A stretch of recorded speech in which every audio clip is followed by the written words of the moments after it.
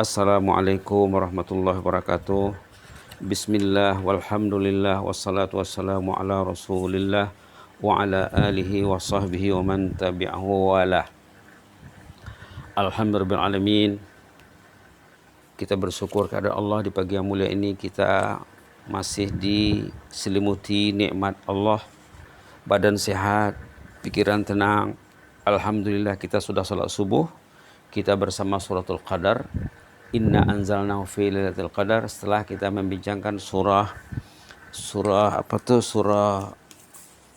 sebelumnya surah Al-Alaq sebanyak 11 pertemuan. Ini pertemuan pertama untuk surah Al-Qadar. Sama-sama kita baca ya. A'udzubillahi minasyaitonir rajim. Bismillahirrahmanirrahim. Inna anzalnahu fi lailatul qadar. وما أدراك ما ليلة القدر ليلة القدر خير من ألف شهر تنزل الملائكة والروح فيها بإذن ربهم من كل أمر سلام هي حتى مطلع الفجر صدق الله العظيم. Surah Qadar ayatnya 5 ayat pendek, jumlah hurufnya 114. Jadi mungkin boleh kita baca 1 menit itu dapat 3 kali ya. Mudah-mudahan. Cobalah nanti. Baik. Inna anzalnahu fi lailatul qadar. Allah menurunkan Al-Quran pada malam qadar. Pada malam qadar. Yang dikatakan orang kita Melayu Lailatul Qadar. Lailah itu malam. Qadar itu nama malam, itu malam yang mulia artinya. Qadar itu artinya mulia. Ada juga qadar itu artinya ketentuan. Qada dan qadar itu ketentuan artinya. Kalau Lailatul Qadar ini malam yang mulia. Dan pada malam ini juga semua ketentuan ditentukan Allah. Baik. Inna anzalnahu fi Lailatul Qadar. Kami menurunkan Al-Quran pada malam qadar ataupun malam Lailatul Qadar kata orang kita. Wa ma adraka ma Lailatul Qadar. Kamu tahu apa Lailatul Qadar itu? Kenapa ditanya? Menunjukkan hebatnya malam itu. Ditanya untuk mengagungkan, memuliakan. Lailatul Qadri khairum min alfi syahr. Malam qadar itu lebih baik daripada 1000 bulan. Subhanallah. Satu malam lebih baik daripada 1000 bulan. Itulah hebatnya malam itu. Itulah mulianya malam itu. Tanazzalul malaikatu warruhu fiha biizni rabbihim min kulli amr. Pada malam itu malaikat dan Jibril turun dari langit dengan izin Allah, dengan ketetapan Allah, turun mengaturkan segala urusan. Malaikat sibuk pada malam itu. Salamun hiya hatta matla'il fajr. Malam itu penuh kesejahteraan sampai terbit fajar. Satu malam penuh. Malam itu sangat penuh rahmat, penuh kesejahteraan. Baik. Kata pengarang kitab Tafsir Al-Munir, Profesor Dr. Wahbah Az-Zuhaili rahimahullah, semoga Allah melapangkannya dalam kubur, semoga Allah menjadikan kuburnya taman surga, dan semoga Allah menghimpunkan kita dengan beliau nanti di padang mahsyar karena kita pencinta Tafsir Al-Munir karangan beliau yang dibaca di seluruh dunia. Amin ya rabbal alamin. Katanya surah Qadar ini surah Makkiyah yang mengandungi 5 ayat. Kita dah sebut tadi jumlah hurufnya 114 ya. Nama surah, kenapa dikatakan surah Qadar? Surah ini dinamakan surah Al-Qadar karena ia membicarakan tentang kebesaran dan kemuliaan malam Qadar. Pada malam tersebut Allah Subhanahu wa taala turunkan Al-Quran. Inna anzalnahu fi lailatul qadar. Kami menurunkan Al-Quran pada malam Qadar, ayat 1 ya. Ini bermaksud pada malam yang penuh dengan kebesaran dan kemuliaan. Qadar itu artinya besar dan mulia. Apa kaitan surah Al-Qadar dengan surah Al-Alaq? Kenapa surah Al-Qadar ini kedudukannya sesudah surah Iqra bismi rabbikal ladzi khalaq? Apa kesesuaiannya? Dibahaskan oleh Prof. Wahbah Zuhaili rahimahullah. Kaitan surah dengan surah sebelumnya, Allah SWT memerintahkan Rasulnya dalam surah Al-Alaq supaya membaca Al-Quran. Iqra. Di sana perintah membaca. Iqra bismi rabbikal ladzi khalaq. Membaca Al-Quran dan memulakan bacaan dengan nama Allah yang Maha Pencipta dan nama Tuhan yang mengajar manusia perkara-perkara yang belum mereka ketahui. Kemudian datang pula surah ini dengan menjelaskan masa penurunan Al-Quran, yaitu pada malam Qadar yang amat mulia, yang tinggi nilai rahmat dan berkahnya, karena Quran turun pada malam tersebut. Kenapa malam itu dikatakan malam yang mulia? Karena waktu itulah Al-Quran diturunkan. Jadi malam itu jadi malam yang mulia. Kandungan surah secara ringkas. Surah Makkiyah ini menjelaskan sejarah permulaan turun Al-Quran. Surah ini juga menyatakan kelebihan malam Qadar berbanding malam-malam bulan yang lain. Para malaikat dan Jibril turun pada malam tersebut membawa cahaya, fadilat, keberkatan dan kebajikan terhadap hamba-hamba Allah yang mukmin, yang saleh. Mereka mengagihkan rahmat dari langit kepada orang-orang yang saleh. Turunnya semua itu dari Allah. Allah yang menentukannya. Kenapa mereka turun? Karena ketentuan Allah. Biizni rabbihim. Turunnya semua itu dari Allah SWT, Tuhan yang Maha Pemurah, yang Maha Rahman, Maha Rahim, untuk diagih-agihkan kepada siapa yang Dia mahu, siapa yang dipilih Allah. Itulah dia ya. Kemudian pengertian nuzul Al-Quran pada malam Qadar. Apa maksudnya? Kenapa dikatakan Quran itu turun pada malam Qadar? Ini diulaskan oleh Prof. Wahbah Zuhaili. Sebagaimana yang diketahui, Al-Quran diturunkan secara berangsur-angsur dalam tempo 23 tahun. Yang jelasnya, masa Quran itu diturun 23 tahun. Sejak dari turunnya Iqra bismi rabbikal ladzi khalaq sampai turun ayat terakhir, surah terakhir, tempohnya 23 tahun. Kenapa dikatakan katanya Quran itu diturunkan pada malam Qadar? Di mana penurunannya mula pada malam Qadar. Mulanya malam Qadar katanya. Manakala peratus mengutus Rasulullah SAW juga berlaku pada bulan Ramadan. Oleh itu Allah telah berfirman di dalam surah ini bermaksud kami menurunkan Al-Quran pada malam Qadar. Kemudian ada lagi keterangan dalam surah Ad-Dukhan. Ada lagi keterangan dalam surah Ad-Dukhan berkenaan dengan penurunan Al-Quran juga. Bagi yang buka Quran boleh dilihat halaman 497 yang ada kaitannya dengan surah Al-Qadar. Di sini start daripada ayat 1 sampai ayat 6. A'udzubillahi minasyaitonirrajim. Bismillahirrahmanirrahim. Hamim. Wal kitabil mubin. Inna anzalnahu fi lailatin mubarakah.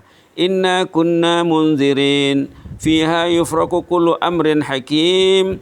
Amran min indina. Inna kunna mursilin. Rahmatan min rabbik. Innahu huwas sami'ul alim. Sadaqal azim. Ya sami'ul alim istajib lana ya Rabb. Haqiq fika raja'ana ya mujibas sa'ilin. Ayat 1 hingga 6 surah Ad-Dukhan menyatakan Quran itu turun pada Lailatin Mubarakah, pada malam yang penuh barakah. Ayat 1 sampai 6 ya. Kemudian ada lagi dalam surah Al-Baqarah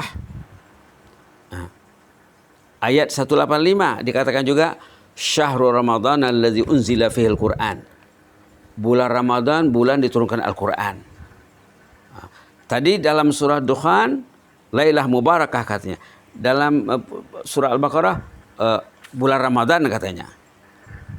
Dalam surah Anfal pula ayat 182 ada lagi tentang penurunan Al-Quran juga disebut di sana. Halaman Bismillahirrahmanirrahim ayat 41, halaman 182. Apa katanya di sana? Bismillahirrahmanirrahim. Wa ma anzalna ala abdihi yaumal furqan yaumal taqal jam'an wallahu ala kulli syai'in qadir. Ini bermaksud Quran itu diturunkan pada hari Furqan, yaitu hari dua pasukan bertemu. Bila maksudnya yaitu para peperangan Badar. Jadi apa kesimpulannya? Kesimpulannya kata ulama, Quran itu diturunkan secara komplit dari langit, dari Lauh Mahfuz. Quran diturunkan secara komplit dari Lauh Mahfuz ke langit pertama, komplit 30 juz. Kemudian diturunkan secara berangsur-angsur, step by step, 1 ayat, 2 ayat, 3 ayat, 1 surah pendek, 1 surah panjang, diturunkan selama 23 tahun, kurang lebih lah. Itu maksudnya. Jadi tidak bercanggah ayat ini dengan ayat sana. Ada mengatakan Quran itu turun malam Qadar, malam Mubarakah, malam Ramadan.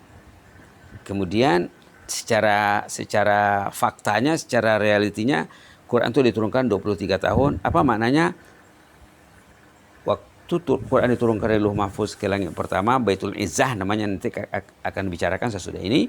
Nama tempat Quran itu diturunkan Baitul Izzah namanya, di langit pertama katanya.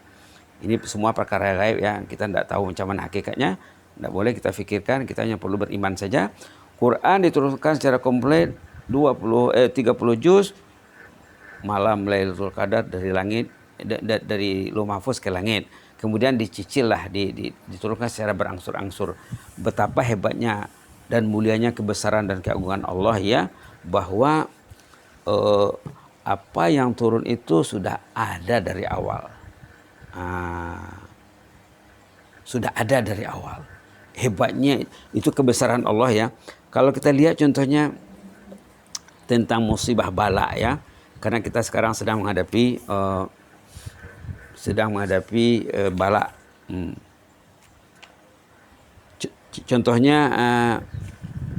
Contohnya tentang bala ya. Karena kita kaitkan dengan bala lah. Kita kaitkan Quran ini dengan bala dan ketentuan Allah. Boleh dilihat halaman 540 surah Al-Hadid ayat 22. Ma asaba min musibatin fil ardi wala fi anfusikum. Setiap musibah yang berlaku di muka bumi dan terhadap diri kamu juga, illa fi kitabim min qabli an nabraha, sudah ada dalam kitab sebelum alam ini dijadikan. Sebelum bumi dicipta sudah diaturkan dari dulu. Tahun contohnya 2019, 2020, 2021 akan ada corona contohnya. Sudah ada dari situ. Inna zalika 'ala Allah yasir. Itu sangat gampang sekali, sangat mudah sekali bagi Allah katanya. Sudah ada. Jadi apa tugas kita? Tugas kita berdoa kepada Allah, mendekatkan diri kepada Allah, menjauhi punca-punca bala, menjauhi punca-punca musibah. Katanya dalam hadis, bila orang berdoa, bala akan dapat dicegah. Kita ingat cerita di zaman Nabi Musa, si ibu yang mandul itu ya. Seorang ibu yang mandul, dia belum tahu dia mandul. Yang jelas dia belum punya anak. Jumpa Nabi Musa, wahai Nabi Musa, saya ingin punya anak yang saleh, yang akan menghibur hati dalam kehidupan ini, yang akan melanjutkan amal salehku waktu aku meninggal dunia nanti. Nabi Musa berdoa kepada Allah, ya Allah, kasihlah ibu ini anak yang saleh ya Allah. Allah menyatakan kepada Nabi Musa, tidak mungkin katanya. Ibu itu sudah ketetapan sudah menyatakan dia itu seorang wanita yang mandul. Kemudian ibu itu pulang dengan kekecewaan. Setahun kemudian jumpa lagi Nabi Musa, tidak putus asa dia. Ya Nabi Allah, saya ingin punya anak yang saleh. Tolong doakan kepada Allah agar saya mendapat anak yang saleh, keturunan yang saleh. Nabi Musa pun berdoa, angkat tangan, ya Allah, kasihlah ibu ini anak yang saleh. Datang lagi jawabannya, tidak mungkin, karena dia termaktub dalam ketetapan seorang ibu yang mandul. Mana boleh dapat anak. Kemudian ibu itu pun pulang. Setelah berpisah dengan Nabi Musa kedua kalinya, dia berdoa, ya Rahman ya Rahim, ya Rahman ya Rahim, ya Rahman ya Rahim, Engkau Maha Rahman, Engkau Maha Rahim, kasihlah saya anak. Allah dengar doanya. Allah ubah takdir tadi. Allah memindah, menukar takdir tadi. Dapatlah ibu itu anak. Setelah ibu dapat anak, anaknya sudah besar. Lalu terlihat oleh Nabi Musa si ibu tadi menggendong anak. Anak ini anak siapa? Anak saya. Nabi Musa bermunajat kepada Allah, ya Allah, Engkau katakan si ibu itu seorang wanita yang mandul. Kenapa ada anaknya? Kata Allah apa? Wahai Nabi Musa, setiap kali ditulis ketetapan di Lauh Mahfuz, dia wanita yang mandul, dia mengangkat tangan, Ya Rahman, Ya Rahman, Ya Rahman, Ya Rahman. Dengan doanya itulah ketetapan tadi berubah. Maka ada dalam hadis, la yaruddul qadha illa doa. Tadi malam pun Al-Fadil Profesor Dr. Abdul Samad masa berceramah di bawah kelolaan Jakim Malaysia, ada sebut hadis itu. Doa dapat diubah dengan takdir, Allah dapat diubah dengan doa. Jadi kita banyakkanlah doa ya dalam masa-masa yang genting ini. Semoga Allah mendengar doa kita. Jangan lupa cerita Nabi Musa dengan si ibu tadi, banyak ditulis oleh ulama, banyak disiarkan. Bukan itu saja. Kita ingat segar dalam pikiran kita si anak yang bapaknya koma 15 tahun tuh. Selalu kita dengar. Malah boleh kita baca, boleh kita dengar hari-hari. Bapaknya koma 15 tahun, terbaring di hospital. Kata dokter tidak mungkin lagi sembuh. Sudah 15 tahun dirawat, ekoran daripada eksiden. Karena 90% lebih sel otaknya sudah rosak. Yang mengatur kita ini otak. Bila sel otak rosak, badan akan tergendala. Maka 15 tahun si ayah ini tergendala di hospital.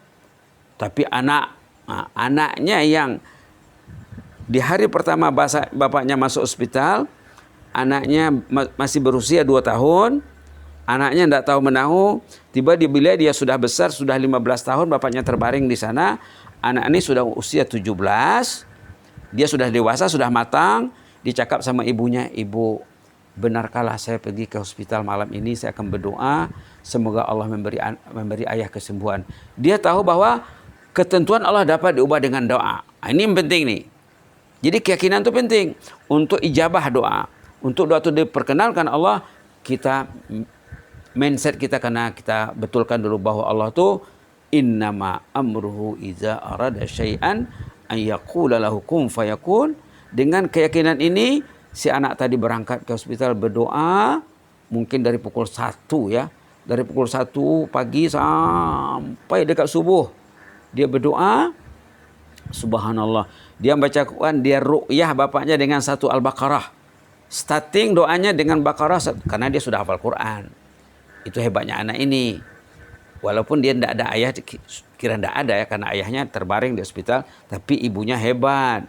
Ibu memainkan peranan yang luar biasa katanya. Dari umur 7 tahun anak kami ini tidak pernah tinggal tahajud katanya. Jadi linknya dengan Allah memang hebat. Kemudian dia hafal Quran. Dia berdoa. Akhirnya duduk bapaknya, berbicara, ngomong bapaknya. Sehat bapaknya. Subhanallah. Jadi itulah yang penting kita tanamkan di hari-hari yang penting ini ya. Kita tingkatkan doa. Kita mengambil masa dalam doa, masa yang mustajab seperti si anak ini berdoa di ujung malam.